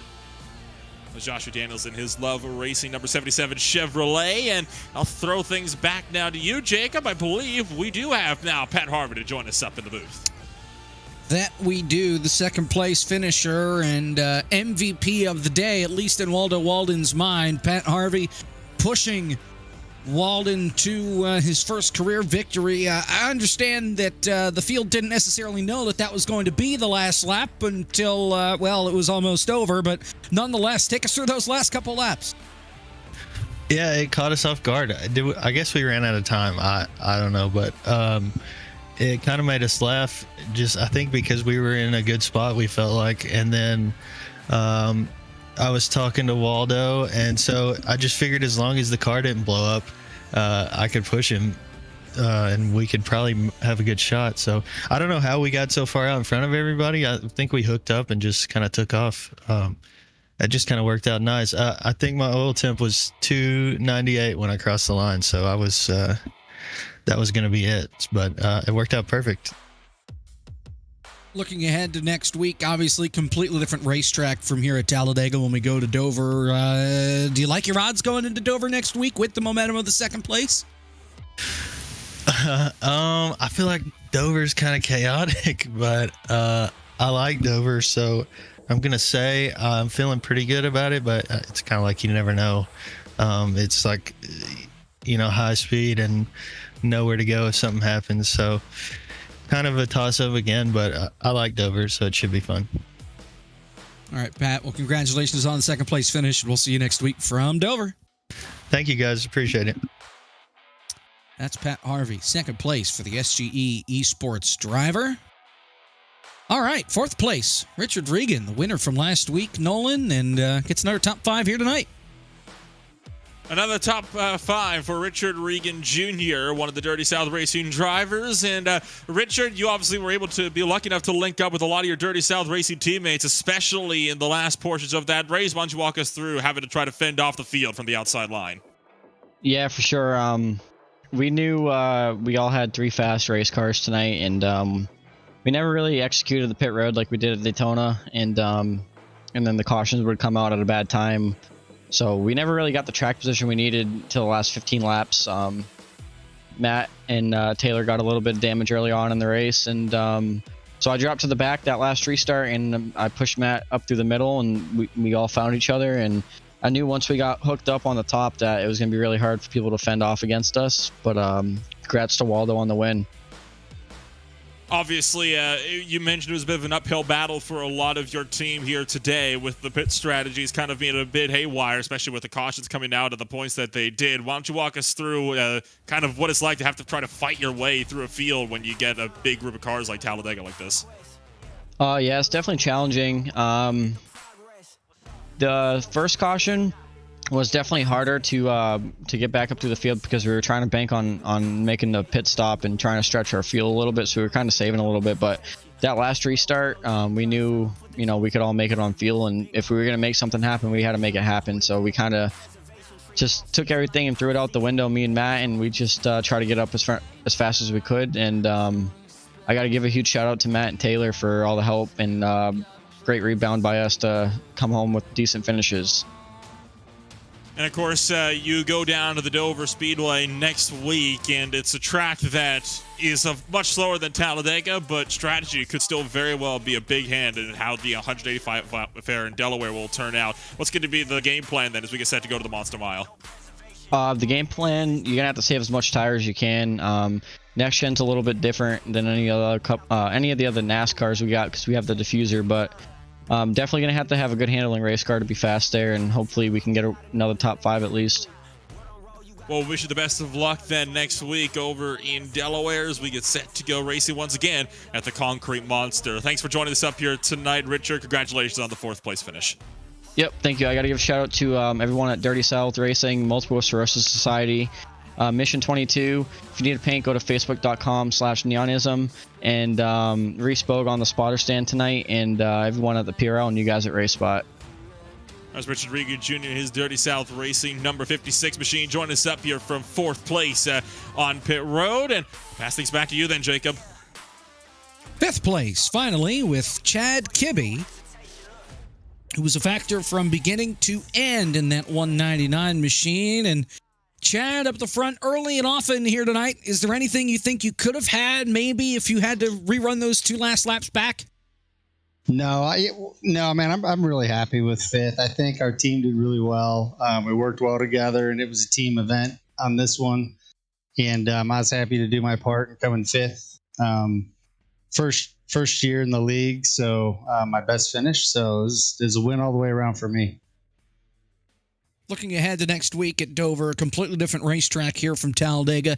Does a 5th place here help build any sort of momentum going into next week, or is next week so different from this week that tonight it's just another race next week?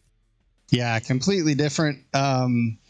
Different strategy, different setup, different track. All of it will be different. Confidence, yes.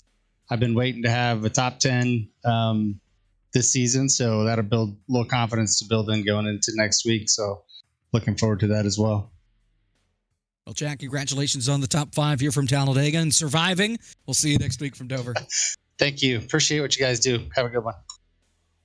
That's Chad Kibbe, P5 tonight here from Talladega. Waldo Walden, the winner, and Nolan, where will we be next week? We've already talked about it a little bit. We get to go visit Miles the Monster Mile. Dover, I guess it's Dover Motor Speedway now. They changed the name, and it's thrown me completely off. So, nonetheless, we go to Dover next week. You see the rest of our schedule there through the month of May.